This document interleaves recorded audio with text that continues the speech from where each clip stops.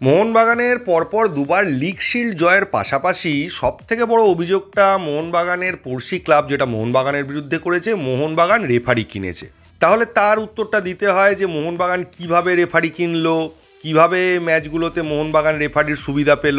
তো প্রথমে বলি যে মোহনবাগান কিছু ম্যাচে যে রেফারির সুবিধা পেয়েছে সেটা মোহনবাগান সমর্থকরাও দেখতে পেয়েছে। আবার বেশ কিছু ম্যাচে মোহনবাগান রেফারির সিদ্ধান্তের প্রকোপে পড়েছে, তাতে মোহনবাগানের প্রবলেম হয়েছে। এবং যারা আইএসএল এর প্রত্যেকটা ম্যাচ দেখেছে তারা দেখেছে রেফারির ক্ষেত্রে কিছু কিছু ক্ষেত্রে ভুল সিদ্ধান্ত হয়েছে, বেশ কিছু ক্ষেত্রে। তো রেফারির ভুল সিদ্ধান্ত নেওয়াটা ফ্যাক্টর নয়, ফ্যাক্টরটা যেটা দাঁড়িয়ে আছে যে কেন মোহনবাগানের সাপোর্টে ডিসিশনগুলো গেছে কয়েকটা ম্যাচে। এখন প্রশ্ন তো জাগবে যে অপোনেন্ট টিমের আর মোহনবাগানের ক্ষেত্রে কোনো বিতর্কিত ডিসিশন হলে রেফারিরা কিছু ক্ষেত্রে কেন মোহনবাগানকে সাপোর্টটা দিয়েছে বা মোহনবাগানের ফরে কেন ডিসিশন দিয়েছে, এটা জানতে হলে প্রথমে চলে আসতে হবে একটা উদাহরণে।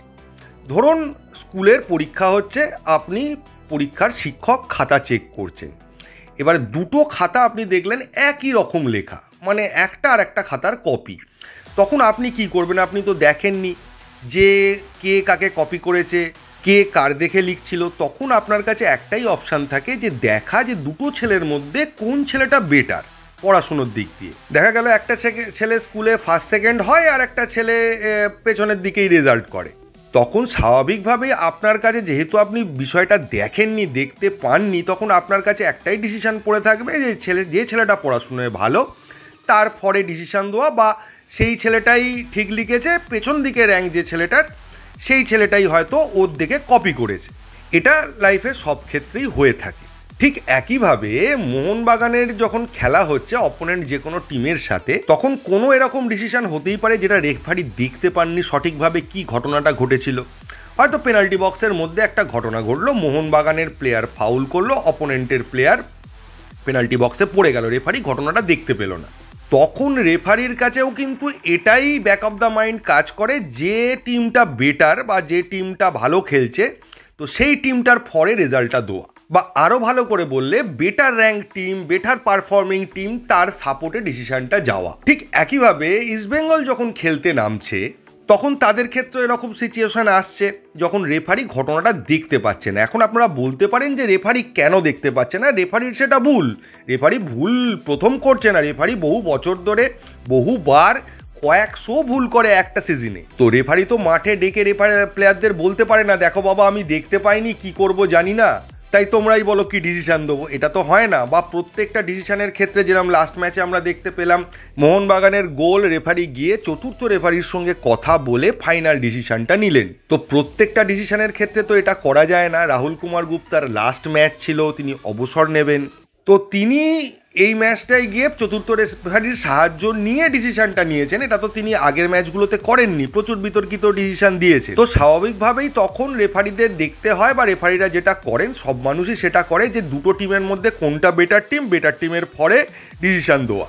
এবার ইস্টবেঙ্গল যে সমস্ত টিমের বিরুদ্ধে খেলেছে সবাই ইস্টবেঙ্গলের থেকে বেটার টিম বা বেটার র্যাঙ্কে ছিল, তো স্বাভাবিকভাবেই বেশ কিছু ডিসিশন ইস্টবেঙ্গলের বিপক্ষেই গেছে। একইভাবে মোহনবাগান ইস্টবেঙ্গল যদি ডার্বিও হয়, তখনও যদি এরকম সিচুয়েশন আছে রেফারি দেখতে না পায় অ্যাকচুয়ালি কি হচ্ছে, তখন রেফারি ডিসিশনটা স্বাভাবিকভাবেই মোহনবাগানের ফরেই দেবে, কারণ মোহনবাগান চ্যাম্পিয়ন টিম, গত বছর চ্যাম্পিয়ন হয়েছে, তারা চ্যাম্পিয়নশিপ ডিফেন্ড করছে। এই বায়াসনেসটা কিন্তু অজান্তেই চলে আসে, এবং এটা শুধু ফুটবল খেলার ক্ষেত্রে নয়, সমাজের সব ক্ষেত্রে। দুটো ছেলে বদমাইশি করেছে, আপনারা দেখলেন কেউ কাউকে মেরেছে, এ বলছে ও আমায় মেরেছে, ও বলছে ও আমায় মেরেছে, তখন আপনি বিচার করে দেখবেন কোন ছেলেটা কম মারপিট করে বা কোন ছেলেটা বেটার ছেলে, ভালো ছেলে, তারপরে ডিসিশনটা যাবে। তো এইভাবেই মোহনবাগানের ফরে কিছু ম্যাচের ডিসিশন গেছে। এবং যারা বলছিল যে মোহনবাগান রেফারি কিনেছে, তো মোহনবাগান যদি রেফারি কিনে থাকে তাহলে এইভাবে রেফারি কিনেছে, ভালো রেজাল্ট করে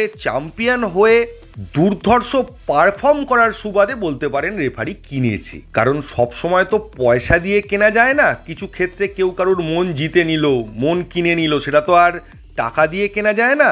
ভালোবাসা দিয়ে পারফর্ম করে দর্শকদের মন জয় করে এই কেনাটা কেনা যায়। আর মোহনবাগান এই পদ্ধতিতেই চ্যাম্পিয়ন হয়েই রেফারিটা কিনেছে। এবং যদি আপনারা বেশ কিছু বছর আগে চলে যান, যখন মুম্বাই সিটি এফসির একটা ডমিনেশন চলছিল, গত বছর পর্যন্ত ডমিনেশন ছিল, তো যে সময়টা মুম্বাই সিটি সব থেকে ভালো পারফর্ম করছিল সেই সময়ও দেখা গেছে মোহনবাগানের সঙ্গে যখন মুম্বাই সিটি এফসির ম্যাচ হয়েছে, বিক্রম প্রতাপ সিং হাতে করে বল ঢুকিয়ে দিয়েছে গোলে, রেফারি সেটা গোল দিয়েছে। আমাদের বিরুদ্ধে মুম্বাই সিটির প্লেয়াররা ফাউল করেছে কিন্তু রেফারি দেয়নি, কারণ তখন Mumbai city FC champion team, তারা মোহনবাগানের থেকে এগিয়ে, তারা মোহনবাগানের থেকে বেটার পারফর্ম করছে, তাই ডিসিশনগুলো যেগুলো দেখতে পায়নি রেফারি সেগুলো গেছে মুম্বাই সিটি এফসির ফরে।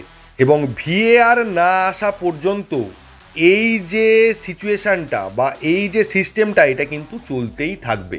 তো এখন কোনো টিম যদি তাদের ফরে ডিসিশান নিয়ে আসতে চায় তাহলে তাদেরকে রেফারি কিভাবে কিনতে হবে, তাহলে তাদেরকে চ্যাম্পিয়ন হতে হবে, নয় রানার্স হতে হবে, নয়তো সেই টুর্নামেন্টে ওপরের দিকে র্যাঙ্কে থাকতে হবে, তাহলে এই রেফারি তাদের ফরে ডিসিশান দেবে, যে ডিসিশানগুলো রেফারি দেখতে পাবে না। এটা খুব সহজ সিস্টেম। তাই যারা অভিযোগ করছে তাদেরকে একটাই কথা বলবো, আপনারাও রেফারি কিনতে পারেন, আপনারা 1-2 বার চ্যাম্পিয়ন হন, লিগ টেবিলের 1-2 নম্বরে থাকুন, দেখবেন রেফারি আপনার হয়েই ডিসিশন দিচ্ছে এই রকম বিতর্কিত ক্ষেত্রে।